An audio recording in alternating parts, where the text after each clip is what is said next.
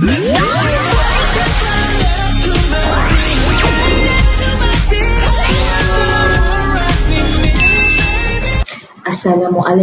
dan selamat sejahtera. Apa khabar semua murid-murid cikgu? Cikgu harap kamu sihat ya. Baiklah, cikgu adalah Cikgu Nur Azmin binti Uthman yang akan mengajar kamu dalam mata pelajaran sains tahun 5. Objektif pembelajaran kita pada hari ini ialah cikgu harap kamu dapat mengenal pasti kemahiran proses sains dalam eksperimen. Kriteria kejayaan di akhir pembelajaran, cikgu harap kamu dapat menyenaraikan sekurang-kurangnya 2 pemboleh ubah yang terdapat dalam eksperimen yang akan kamu jalankan. Cuba kamu perhatikan gambar rajah di sebelah. Semua orang kenal kan gambar rajah tu? Gambar rajah apa? Gambar rajah kapal terbang. Okey. Tahukah kamu kemahiran memerhati adalah kemahiran yang paling asas sekali. So, kamu dah belajar, cikgu nak kamu perhatikan betul-betul dari segi rupa, bentuk, jenis kapal terbang tersebut. Kerana ia ada kaitan dengan apa yang cikgu nak terangkan sebentar lagi. Okey, jom kita lihat. Baiklah. Ini yang cikgu katakan tadi ada kaitan dengan kapal terbang yang kamu lihat sebentar tadi ya. Okey, hari ini cikgu nak kamu tahu apa dia kemahiran proses sains. Kemahiran proses sains ni ada 12. Tapi cikgu nak hari ini kita belajar hanya dua, tiga. Tiga kemahiran proses sains, iaitu pemboleh ubah yang terdiri daripada dimalar, dimanipulasi dan bergerak balas. Yang kedua, kemahiran proses sains pemerhatian, dan yang ketiga, inferen. Okey, cikgu terangkan satu-satu. Apa yang dimalarkan? Dimalarkan ni adalah benda yang sama dalam eksperimen. Contoh kapal terbang tadi. Kamu dah perhatikan kan? Apa dia yang kamu dapat lihat benda yang sama pada kapal terbang ni? Okey. Apa yang dimaksudkan dengan dimalar ni ialah benda yang sama. So, kapal terbang ni adalah diperbuat daripada kertas. Betul tak? Kertas yang sama, iaitu kertas A4. Yang kedua, dimanipulasi. Dimanipulasi ialah benda atau perkara yang berbeza dalam eksperimen. Contoh, dalam kapal terbang ni, kapal terbang ni apa yang berbeza? Kamu dapat lihat tak? Yang satu ni bentuk dia tajam hujung dia. Yang satu lagi bentuk dia macam lain sikit kan? Tak tajam depan dia. So, benda yang berbeza. Kapal terbang ni berbeza dari segi bentuk. Itu yang dipanggil dimanipulasi. Bergerak balas pula ialah hasil yang diperolehi daripada eksperimen yang dibuat. Okey, contohlah. Di akhir eksperimen ni bila cikgu terbangkan, apa yang akan kamu perolehi? Apa yang kamu nak ketahui? Mestilah dari segi jarak, yang mana agaknya lebih jauh, boleh terbang jauh. Betul tidak? Itu yang dimaksudkan bergerak balas. Hasil daripada eksperimen yang kita jalankan. Okey, dari segi pemerhatian pula, kita cuba perhatikan kapal terbang ni. Perhatikan yang satu ni dengan yang ini. Okey, kapal terbang ni berwarna putih. Betul tidak? Okey, kapal terbang ini diperbuat daripada kertas. Itu adalah pemerhatian. Inferen ialah beri sebab berdasarkan pemerhatian. Contoh, kamu dah buat pemerhatian terhadap kapal terbang ni, kamu beri inferen dia. Kamu terbangkan kapal terbang A, contoh kapal terbang A ni pergi jauh.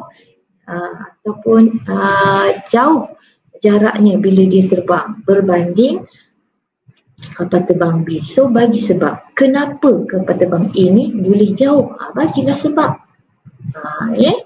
Okey, itu adalah 3 kemahiran proses sains yang perlu kamu tahu sebelum kamu jalankan eksperimen nanti.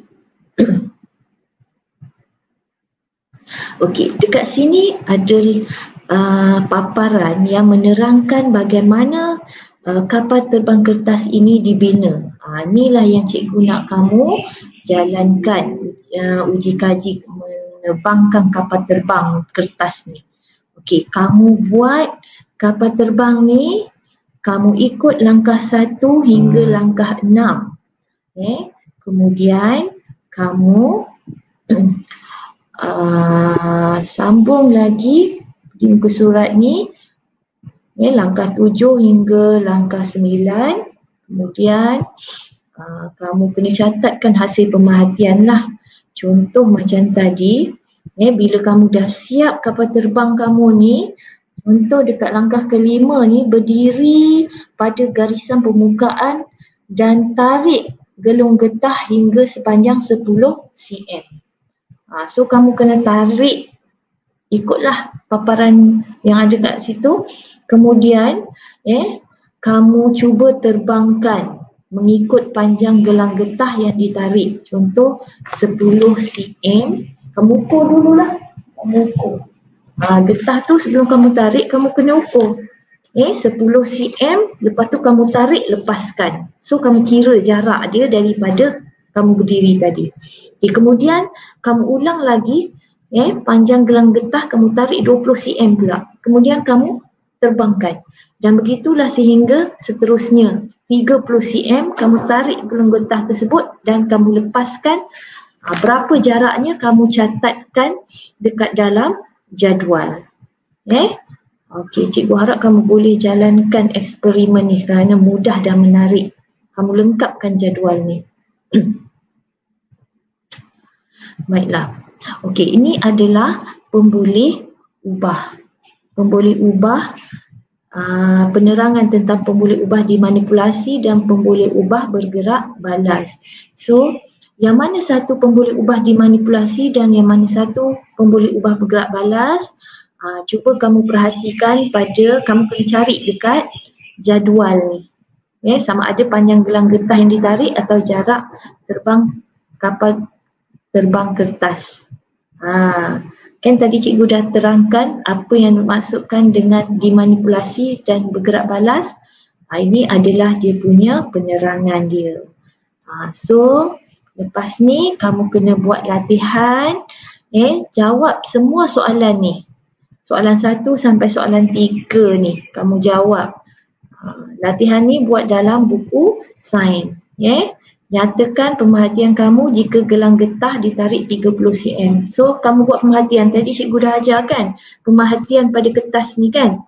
Kalau kita tarik gelang getah tu, kemudian dia jatuh, bila dia dah jatuh, dia terbang dan jatuh, kamu ukur. Okay, kemudian kamu buat pemerhatian, sama ada kapal terbang yang kamu lepaskan dalam 30 cm tu jaraknya jauh atau tidak, ataupun dekat jaraknya. So buatlah pemerhatian, kapal terbang yang saya lepaskan 30 cm bergerak jauh berbanding 10 cm. Contoh, berikan inferen. Inferen tu cikgu cakap tadi sebab berdasarkan pemerhatian. Dan berdasarkan penyiasatan ini kena pasti 3 pemboleh ubah. So 3 pemboleh ubah dimanipulasi, bergerak balas dan dimalar ni kamu rujuk pada eksperimen ini.